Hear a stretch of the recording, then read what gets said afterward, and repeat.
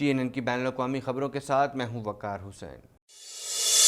Ontario صوبے میں corona cases کی تعداد سب سے زیادہ ہے۔ صوبے بھر میں کرونا وائرس سے متاثر ہونے والوں کی تعداد 4,95,019 تک جا پہنچی ہے۔ اس حوالے سے مزید جانتے ہیں۔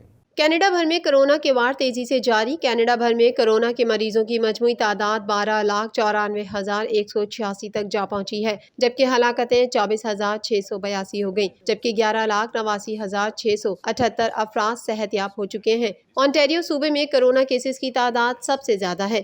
صوبے بھر میں کرونا وائرس سے متاثر ہونے والوں کی تعداد 4,95,019 تک جا پہنچی ہے، جبکہ ہلاکتوں کی تعداد 8,327 ہے۔ کینیڈا میں کرونا وائرس کے سبب سب سے زیادہ ہلاکتیں کیوبیک صوبے میں ہوئی ہیں، جہاں کرونا وائرس کے مجموعی کیسز کی تعداد 3,58,796 ہے، جبکہ صوبے میں کرونا وائرس کے باعث ہونے والی ہلاکتوں کی تعداد 10,993 تک پہنچ چکی ہے۔ کینیڈین صوبے البرٹا میں کیسز کی تعداد 2 لاکھ سے تجاوز کر گئی۔ صوبے میں 2,10,387 افراد کرونا وائرس سے متاثر ہوئے ہیں، جبکہ 2,117 افراد ہلاک ہو چکے ہیں۔ برٹش کولمبیا میں 1,36,100 افراد کرونا وائرس سے متاثر ہوئے ہیں، جبکہ صوبے میں کرونا وائرس سے ہونے والی ہلاکتوں کی تعداد 1,622 ہے۔ ٹورنٹو میں شہریوں کی جانب سے مسجد اقصی میں اسرائیلی فوج کے حملے کے خلاف احتجاج کیا گیا۔ مزید جانتے ہیں اس رپورٹ میں۔ ٹورنٹو میں شہریوں کی جانب سے مسجد اقصی میں اسرائیلی فوج کے حملے کے خلاف احتجاج کیا گیا۔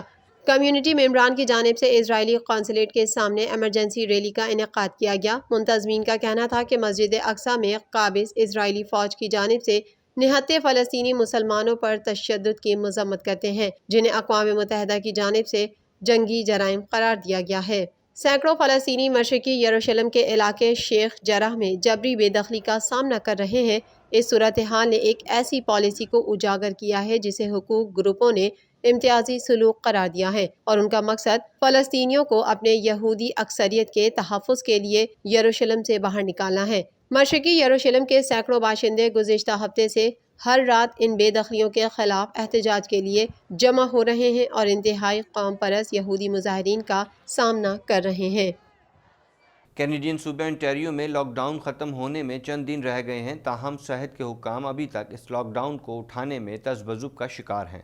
اس حوالے سے مزید جانتے ہیں۔ کینیڈین صوبے اونٹاریو میں لاک ڈاؤن ختم ہونے میں چند دن رہ گئے ہیں، تاہم صحت کے حکام ابھی تک اس لاک ڈاؤن کو اٹھانے میں تذبذب کا شکار ہیں۔ صحت کے حکام کا کہنا ہے کہ کرونا کیسز کی تعداد میں کمی آ رہی ہے اور ہلاکتوں کی تعداد بھی کم ہو رہی ہے، پھر بھی ابھی لاک ڈاؤن کو مکمل ختم کرنا خطرناک ہو سکتا ہے۔ سرکاری ترجمان کے مطابق ڈگ فورڈ حکومت لاک ڈاؤن میں توسیع پر غور کر رہی ہے، تاہم حتمی فیصلہ کیبنٹ کے اجلاس میں ہی کیا جائے گا، جس کا اجلاس جلد متوقع ہے۔ دوسری جانب اونٹاریو کے نرسنگ ہومز کے بارے میں شائع ہونے والی ایک تازہ ترین ملٹری رپورٹ میں انکشاف کیا گیا ہے کہ کرونا کی پہلی لہر کے دوران نرسنگ ہومز میں زیادہ تر اموات عدم توجہی کی وجہ سے ہوئیں۔ رپورٹ میں بتایا گیا ہے کہ اولڈ ہومز اور نرسنگ ہومز میں داخل افراد کی زیادہ تعداد علاج نہ ہونے کی وجہ سے موت کے منہ میں چلی گئی۔ اس بات کا پتہ اس وقت چلا جب ملٹری کو طبی خدمات کے لیے اداروں میں طلب کیا گیا۔ اونٹاریو میں تقریباً 6 ہفتے کووڈ-19 کے سب سے کم تعداد میں کیسز کی اطلاع ہے، لیکن کرونا کے ٹیسٹوں میں مثبت شرح انتہائی زیادہ ہے۔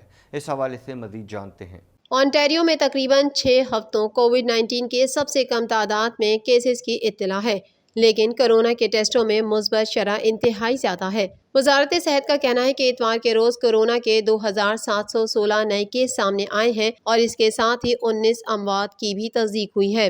1 اپریل کو ریکارڈ ہونے والے 2,557 کیسوں کے بعد سے یہ کورونا مریضوں کی کسی ایک دن میں سب سے کم تعداد ہے۔ 7 دن کی اوسط تعداد اب 3,017 پر ہے۔ اتوار کے روز اونٹاریو کی لیبز نے 27,175 ٹیسٹ کیے اور ان میں سے 9% مثبت آئے۔ یہ پچھلے پیر کے بعد سے اب تک کی سب سے زیادہ مثبت شرح بھی ہے۔ پیر کو لیبارٹری سے تصدیق شدہ نئے کیسز میں 55% سے زیادہ ٹورنٹو میں 807، پیل ریجن میں 707 ہیں، یارک میں 294، ڈرہم میں 168 اور ہلٹن میں 95 کیس رپورٹ ہوئے۔ حکام کا کہنا ہے کہ ہم بہت جلد ویکسینیشن کے بہت سے فوائد محسوس کرنے لگیں گے۔ جب آپ اپنے ارد گرد نظر ڈالیں گے تو دیکھیں گے کہ آپ کو کورونا متاثرین کی تعداد بہت زیادہ نظر آئے گی، لیکن آنے والے ہفتوں میں ہمارے پاس ویکسین کی کثیر مقدار ہوگی اور ہم زیادہ سے زیادہ لوگوں کی ویکسینیشن کر سکیں گے۔ یقیناً اس سے مریضوں کی تعداد میں کمی آئے گی۔ ہیلتھ کینیڈا نے 12 سال اور اس سے زیادہ عمر کے بچوں کے لیے فائزر بائیوٹیک کووڈ-19 ویکسین کی منظوری دے دی ہے۔ اونٹاریو میں ہر بالغ شخص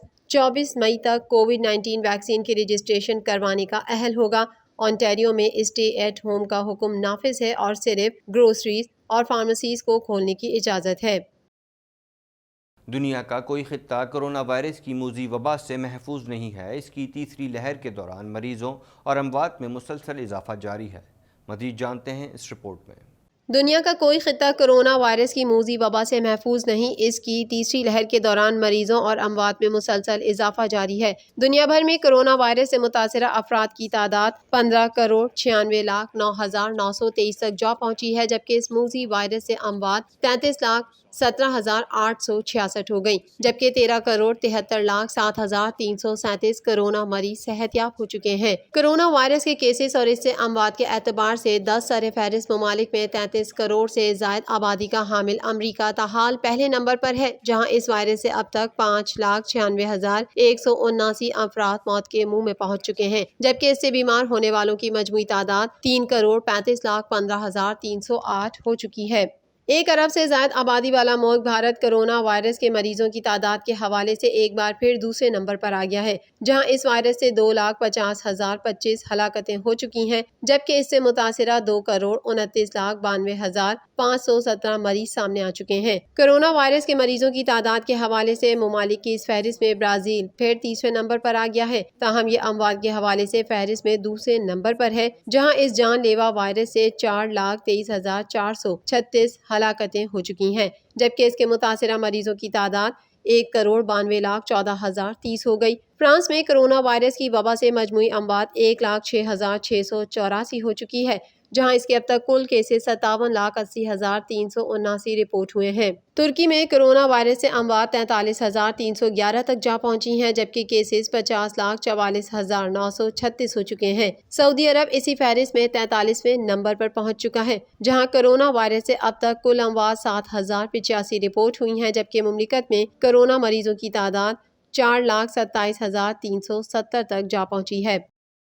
امریکی نمائندہ خصوصی برائے افغانستان زلمے خلیل زاد نے کہا ہے کہ افغان طالبان کی جانب سے عید پر سیز فائر کے اعلان کا خیر مقدم کرتے ہیں۔ اس حوالے سے مزید جانتے ہیں۔ امریکی نمائندہ خصوصی برائے افغانستان زلمے خلیل زاد کا کہنا ہے کہ افغان طالبان کی جانب سے عید پر سیز فائر کے اعلان کا خیر مقدم کرتے ہیں۔ جاری کیے گئے ایک بیان میں امریکی نمائندہ خصوصی برائے افغانستان زلمے خلیل زاد نے کہا ہے کہ افغانستان میں حالیہ ہفتوں میں تشدد خطرناک حد تک بڑھ گیا تھا۔ انہوں نے مزید کہا کہ افغان عوام سیاسی مفاہمت اور مستقل جنگ بندی کے حقدار ہیں۔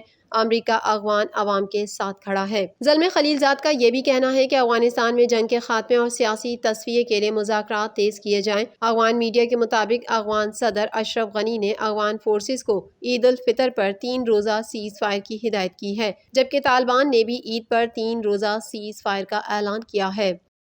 امریکہ کے مشرقی ساحلی پٹی کو نصف ایندھن فراہم کرنے والا اہم pipeline network cyber حملے کی وجہ سے گزشتہ 4 روز سے بند ہے۔ مزید جانتے ہیں اس رپورٹ میں۔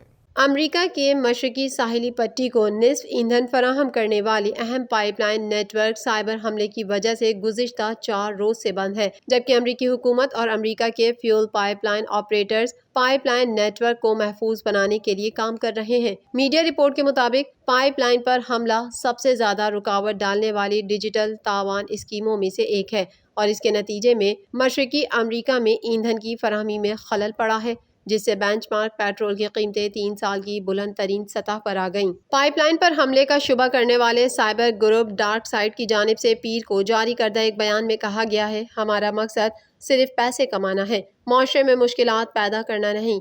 تاہم ان کے بیان میں پائپ لائن کا خصوصی طور پر ذکر نہیں کیا گیا۔ قانون سازوں نے امریکی توانائی کے اہم انفراسٹرکچر کے لیے مضبوط تحفظات پر زور دیا، اور وائٹ ہاؤس نے فیول نیٹ ورک کو دوبارہ شروع کرنا اولین ترجیح بتائی ہے، اور اس کے اثرات کا اندازہ لگانے اور مزید رکاوٹوں سے بچنے کے لیے فیڈرل ٹاسک فورس تشکیل دی ہے۔ اگرچہ اس حملے کے بارے میں امریکی حکومت کی تحقیقات ابتدائی مراحل میں ہیں، ایک سابق امریکی عہدیدار اور 3 انڈسٹری ذرائع نے بتایا کہ شبہ ہے کہ ہیکرز ایک cyber crime group dark site سے ہیں۔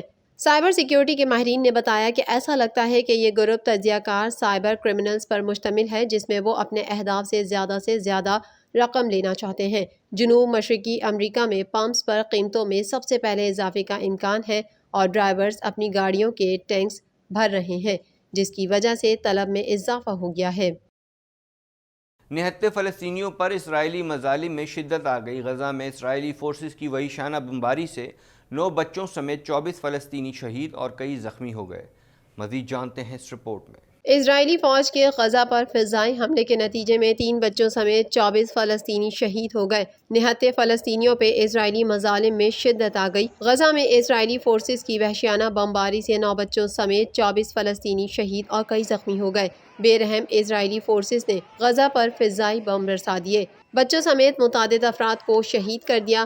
صہیونی بمباری کے بعد غزہ میں رقت آمیز مناظر دیکھنے میں آئے۔ فلسطین کی مزاحمتی تنظیم حماس نے مسجد الاقصیٰ کی بے حرمتی پر جوابی حملہ کیا۔ مقبوضہ بیت المقدس سے 100 کلومیٹر دور غزہ کی پٹی سے اسرائیل پر میزائل داغے۔ حملے کے خوف سے اسرائیلی پارلیمنٹ کو خالی کروا لیا گیا۔ حماس نے ٹینک شکن میزائل سے اسرائیلی فوج کی گاڑی بھی تباہ کر دی۔ حماس کے حملے کے خوف سے انتہا پسند یہودیوں کو مسجد اقصیٰ میں داخلے کا فیصلہ بھی ترک کرنا پڑا۔ مسجد اقصیٰ کے دروازے سے واپس لوٹ گئے۔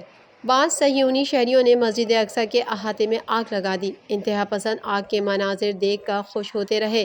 پیر کی صبح ہزاروں اسرائیلی فوجیوں نے قبلہ اول پر دھاوا بولا، بے بس فلسطینیوں پر ظلم کا پہاڑ توڑ ڈالا۔ نمازیوں پر ربڑ کی کوٹنگ والی گولیاں برسائیں، شیلنگ کی، بم بھی پھینکے، مسجد کی قالین کو بھی آگ لگ گئی۔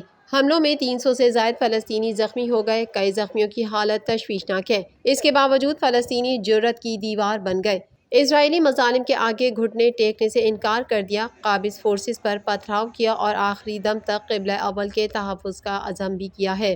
بے رحم اسرائیلیوں نے خواتین کو بھی نہ بخشا، بے دردی سے گرفتار کیا۔